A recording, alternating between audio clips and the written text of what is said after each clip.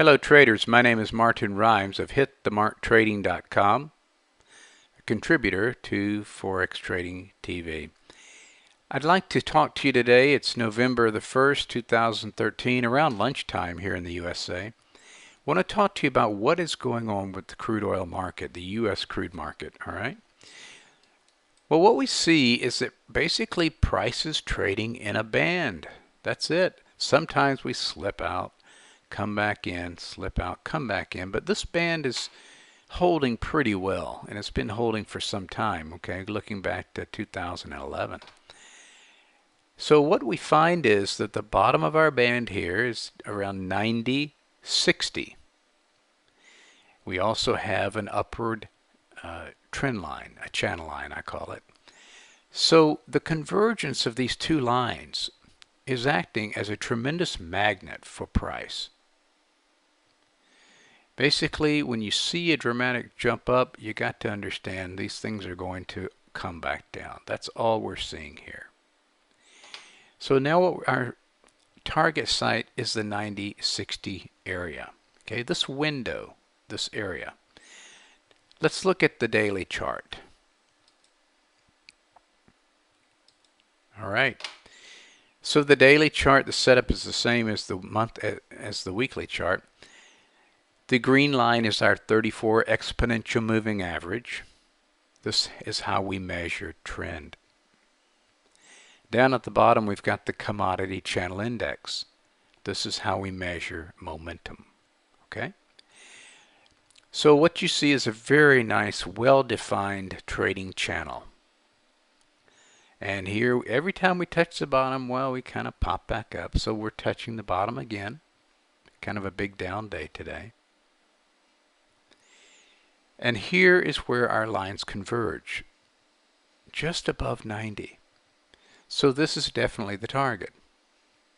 If we move higher, we're expecting price will be arrested at the top channel line and then commence falling down. In the odd chance that there's some type of an event to spook the market, sure, we can run up to the moving average. Our momentum indicator, if we cross this horizontal blue line, that's a signal that this reversal is on its way. Okay? Now, let's take a look at the day trading. All right. On the day trading, you're looking at a, let's see here, 5-minute chart. Okay? And drawing the lines, what that tells you, or I'm sorry, what this allows you to do, using a momentum indicator, like the commodity channel index, we draw the lines and we just trade with the trend. That's it. Trade with the trend. Every time I have drawn a line is an opportunity to take a short, a new short, right? And we know that we are going to most likely go to the floor pivots. I use the floor pivots extensively, and we're already here at S3. It's important to note S2 stops the move 90% of the time. 99% of the time, S3 stops the move, okay? All right. Now, let's look at a little bit wider time frame here, okay? So here we have a 30-minute chart.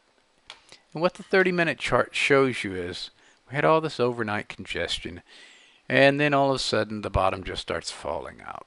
Okay? I think this was also in line with the euro falling. In a video that I made for clients last night, our line in the sand was 96.10. And we just felt like if 96.10 is breached, we would probably fall, and fall hard. Okay? And it's happened. So going back to the 5-minute chart, the smaller time frame for the day trader simply allows you entry points. That's all this is. Identify the trend, identify the potential direction on the longer term charts. Use a smaller term chart time frame chart for entry. So again, we're looking at a eventual move to 90.60. The idea that price is kind of stuck here just shows you the power of the floor pivot, in my opinion. Okay? All right. One thing I want to share with you, and I'll look at the daily charts now. I understand this is going to be, what I'm going to show you is probably hard to see. But over here we've got crude rolled over. S&P 500 I talked about yesterday, touching the top channel line, prepared to roll over. Bonds rolled over. Where? To the moving average, to the trend line. And over here is the euro yen. The euro yen is our measure of global risk acceptance or risk aversion. So this line is extremely important for us. If we see this thing continue to roll over, breaking through the line, we will expect, through correlation, that the S&P 500 shall also roll. In fact, we have that expectation on all risk assets. If we see the rollover occur, that might help safety, which is bonds, move higher. So that's my little wrap up for the weekend for you. Let you know what's going on from where I sit. And I look forward to talking to you in this next video. Bye-bye now.